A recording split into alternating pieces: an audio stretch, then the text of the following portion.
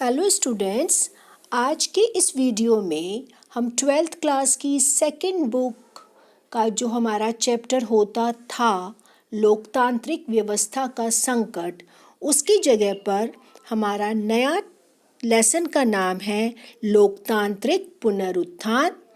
उसका एक सब टॉपिक अभी ऐड हुआ है लोकतांत्रिक अभ्युत्थान। उसके बारे में आज हम जानेंगे कि ये लोकतांत्रिक अभ्युत्थान क्या है।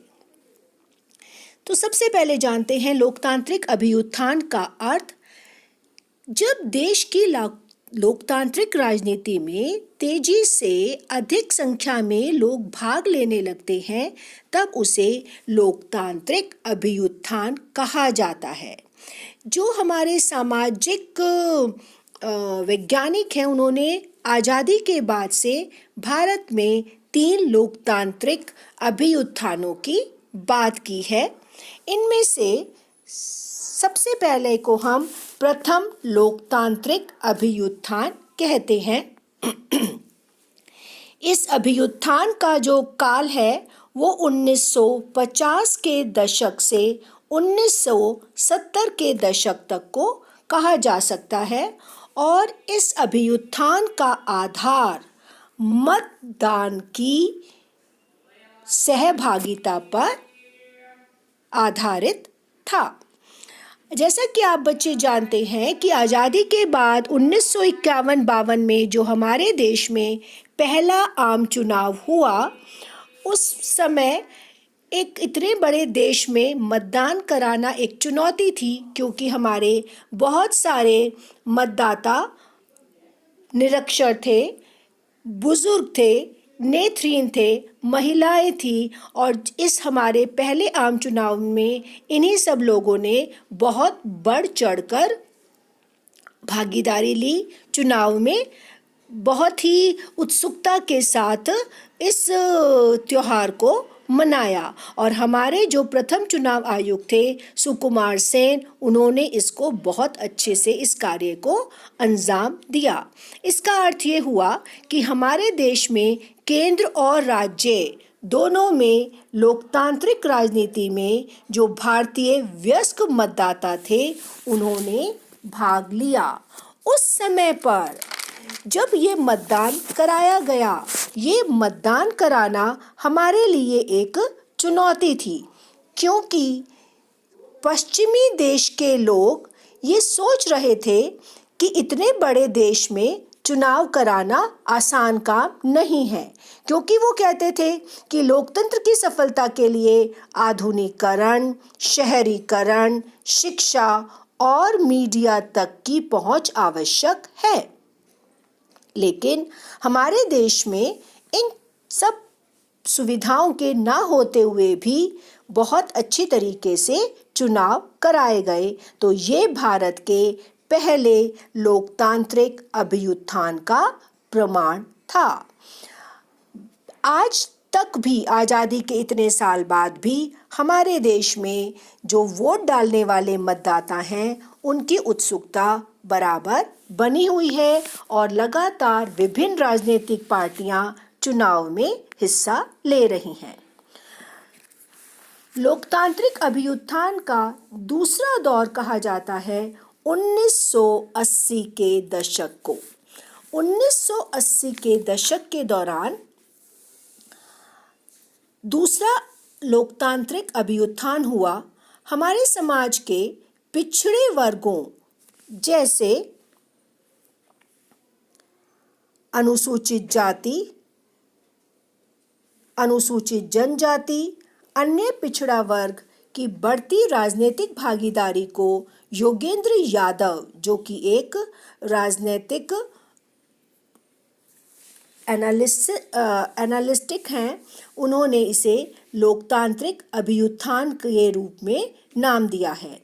जब हमारा संविधान बना, उसमें सभी वर्गों के उत्थान का ध्यान रखा गया था, लेकिन इन बातों को व्यवहार में उतनी अच्छी तरीके से नहीं लाया जा सका। इस कारण इन वर्गों में बेचैनी हुई, प्रतिक्रिया हुई। उन्होंने आंदोलन किए और इनकी राजनीतिक सहभागिता में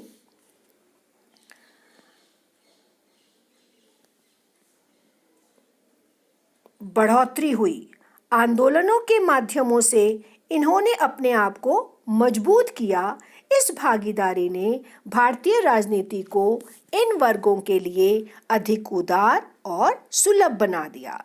ऐसा नहीं कि ये लोग पहले राजनीति में भाग नहीं लेते थे, लेकिन अब इनकी राजनीति में भागीदारी अधिक उदार और सुलभ हो गई। भारत की राजनीति में सत्ता के माध्यम से परिवर्तन लाने की क्षमता 1980 में दिखती है और 1980 में ही बीएसपी की स्थापना हुई, जो इन वर्गों के लिए एक आशा की किरण के रूप में है। हालांकि इस अभ्युत्थान में इन वर्गों, खासकर दलितों के जीवन स्तर में कोई बड़ा बदलाव नहीं किया है, लेकिन संगठनात्मक और राजनीतिक मंचों पर इन वर्गों की बढ़ती भागीदारी ने उन्हें अपने स्वाभिमान को मजबूत करने और देश की लोकतांत्रिक राजनीति में सशक्त होने का मौका दिया है।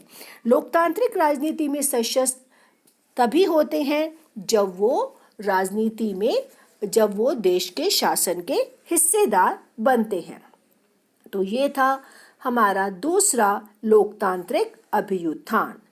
तीसरा लोकतांत्रिक अभ्युत्थान आता है, उसका कार्यकाल है, उसका पीरियड है 1990 के दशक के शुरू से। ये वो दशक था जब उदारीकरण, निजीकरण और वैश्वीकरण के युग का आरंभ हुआ है। उदारीकरण, निजीकरण और वैश्वीकरण की घटनाओं ने अर्थव्यवस्था, समाज और राजनीति के सभी महत्वपूर्ण क्षेत्रों को शामिल करते हुए प्रतिस्पर्धा बाजार समाज का निर्माण किया है। तो इस प्रकार तीसरे लोकतांत्रिक अभ्युत्थान का मार्ग प्रशस्त हुआ है। इसका अर्थ ये हुआ कि तीसरे लोकतांत्रिक अभ्युत्थान का आधार क्या था? प्रतिस्पर्धी बाजार समाज। 1990 के दशक के शुरू से मार्केट्स में कंपटीशन आया, प्राइवेटाइजेशन आया, जिसके कारण तीसरा लोकतांत्रिक अभ्युत्थान हुआ। तीसरा लोकतांत्रिक अभ्युत्थान एक प्रतिस्पर्धी चुनावी बाजार का प्रतिनिधित्व करता है, जो सर्वश्रेष्ठ के अस्तित्व के सिद्धांत पर आधारित नहीं है, बल्कि योग्यतम के अस्तित्व के आधार पर आधारित है। अब आपको चुनावी बाजार में अपनी योग्यता को सिद्ध करना है, तभी आप भारतीय राजनीति में टिके रह सकते हैं। सिर्फ विचारधारा का सर्वश्रेष्ठ होना काफी नहीं है, आपको अपनी योग्यता को काम के माध्यम से प्रूव करना है। यह भारत के चुनावी बाजार में 3 महत्वपूर्ण बदलाव दिखाता है, और ये बदलाव क्या है? पहला बदलाव है राज्य से बाजार तक। अब देश की राजनीति को बाजार प्रभावित करता है। जैसा कि आप जानते हैं, 1990 के दशक में ही एफडीआई, प्राइवेट सेक्टर्स का बहुत अधिक विकास हुआ। दूसरा बदलाव दिखाई देता है सरकार से शासन तक। 1990 के दशक से पहले सरकारें जो होती थी, उनका आकार बड़ा होता था, बहुत अधिक मंत्रियों की संख्या होती थी। लेकिन अब मिनिमम गवर्नमेंट मैक्सिमम गवर्नेंस का सिद्धांत है। अब की सरकार में मंत्री कम होते हैं और एक ही मंत्री को अधिक कार्यकालों को देखना पड़ता है, अधिक कार्यों को देखना पड़ता है। तीसरा बदलाव आया है राज्य नियंत्रक के रूप से फैसिलिटेटर के रूप में हो गया है। अब 1990 के दशक से पहले सरकार नियंत्रक के रूप में काम करती थी, लेकिन अब सरकारें नियंत्रक के रूप में नहीं, बल्कि फैसिलिटेटर के रूप में काम करती हैं। 1990 से पहले उद्योग, बैंक, फैक्ट्री, परिवहन ये सब चीज़ें राज्यों के नियंत्रण में होती थीं, लेकिन अब राज्य एक फैसिलिटेटर का काम करता है। प्राइवेट सेक्टर को बढ़ावा दिया जाता है। अब रेड टेप नहीं, रेड कारपेट का जमाना है।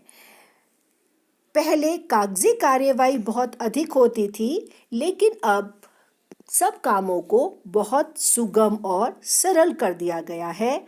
अब सिंगल विंडो का समय आ गया है, अर्थात जो आपको बहुत अधिक समय तक फाइलें वर्क चलानी पड़ती थी, अब वो काम आपका एक ही विंडो में जाकर हो जाता है। अब आपको लोन लेने में सुगमता है। कार्य की कोई शुरुआत करना चाहता है जिसके लिए आपको लोन लेना है, तो ये सब कार्य आप बड़ी आसानी से कर सकते हैं। इसके साथ साथ जो ये तीसरा लोकतांत्रिक अभ्युत्थान है, वो उन युवाओं की भागीदारी को बढ़ावा देता है, जो युवा भारतीय समाज का एक महत्वपूर्ण हिस्सा है। युवा भारत की समकालीन लोकतांत्रिक राजनीति में विकास और शासन दोनों के लिए अपनी बढ़ती चुनावी वरीयता को देखते हुए वास्तविक बदलाव के निर्णायक घटक के रूप में उभरे हैं। आप देखते होंगे आजकल की जो राजनीतिक पार्टियां हैं, उसमें बहुत अधिक युवाओं के चेहरे आपको देखने के लिए मिलते हैं, क्योंकि ये जो आज का युवा है वही हमारी राजनीति में या हमारे देश में वास्तविक बदलाव के निर्णायक घटक हैं। जब जनवरी 2019 में चुनाव कराने के लिए मतदाताओं की सूची बनी, तो उससे पता चलता है कि 89.78 करोड़ मतदाता सूची में पंजीकृत हैं। ये दिखाता है कि हमारे देश में मतदाताओं की संख्या कितनी अधिक है और इनमें युवाओं की संख्या बहुत अधिक है। तो इसका अर्थ ये है कि ये जो तीसरा लोकतांत्रिक अभ्युत्थान हुआ है, उसमें युवाओं की बहुत भागीदारी है और इसका पीरियड है 1990 के दशक के शुरू से और आधार है प्रतिस्पर्धी बाजार समाज का निर्माण।